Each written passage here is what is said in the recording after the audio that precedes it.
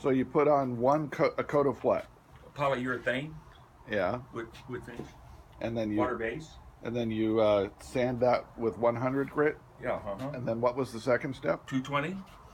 After a second coat. After a second coat, and then you look at it and see where it's soaked in and where it hasn't, and then sand it again, and then this is wood filler. Yeah. That fills all the pores. If you notice this part here. Now what happens is that it soaks. See, this piece here is the rough part still there, and what you do is take that white stuff, and it's not a liquid, but it's sort of a pasty thing, and you run it back and forth like that to fill all these pores in here, and it dries in a few minutes, and you wipe it off immediately. And what is that you're putting on it? This wood filler. Wood filler. Okay. Very good. Not many people do this anymore. Only serious woodworkers, and I haven't done it in a long time. Right. After you do that, then you put you got to put the stain on it first. I forgot that. You put the stain on it before you start sanding? Before you start, well, you sand it down where it's smooth. Right. And then get it smooth, and then you put the wood filler on before you put a coat of varnish. I forgot that. Okay. And then put your hands like this to see if these are filled. Yeah. If they're not, you do it again. But after you've done that, you sand it lightly. And then try it again and see if you've got it filled.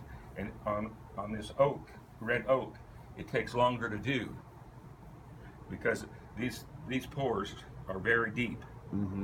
And then after that you sand it lightly with 100. Then you go into the polyurethane, and I think you have 5 coats on here. But then what you do is you take this linseed oil and this pumice. And this is liquid sandpaper. Oh, okay. And you fold up, make a little pad out of a rag. Yeah. And you pour on the linseed oil and pour on the pumice, and you make a weak liquid paste. Okay. Then you rub it back and forth like this. And it's just like using a fine sandpaper. And after you've done that, then you wipe that all down, get all that stuff off of it. Then you take this rotten stone. And you do the same thing with it. Now the rotten stone puts the polish on it because it's very, very fine powder. And then you do it the same way with the linseed oil and that pumice and the rag, and you polish it back and forth. And that's what puts the gloss on it. And the more you do it, the glossier you'll get. Okay. How many hours did you spend on this? On the whole thing? Well, on the finishing. Oh, probably 7, 8 hours. Not all at one time. It looks great, and it's smooth as glass. Yeah. You put your hand on it, and your fingers just go right across. That's why all these pores are like that. See how this is? Feel that. You can tell the difference. These are the legs. Those yeah. Legs. I didn't do those. Right. No, you did the tabletop, which is much smoother. Well, it looks great.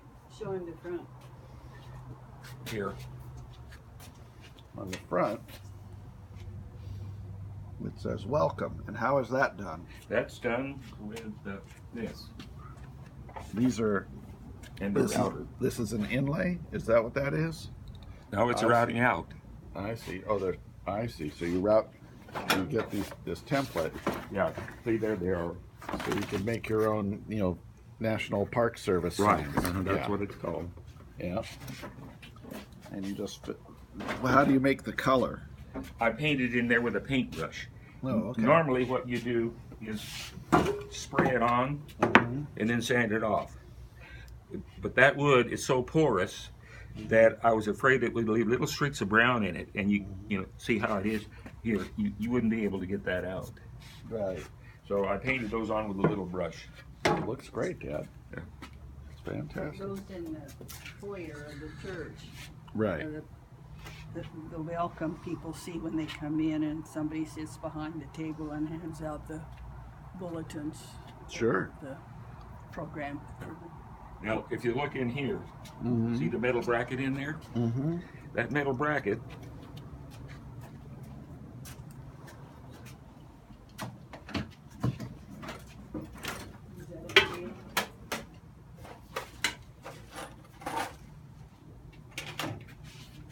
this metal bracket's like this. Uh-huh.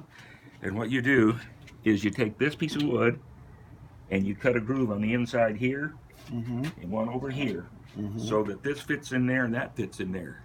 Okay. And then you put the screws in there to hold it. And then this goes on there. So as you tighten this, it pulls it to here and here. Now, if you didn't use that, what you'd have to do is use a dowels in there, or use a, and I forgot what they call them.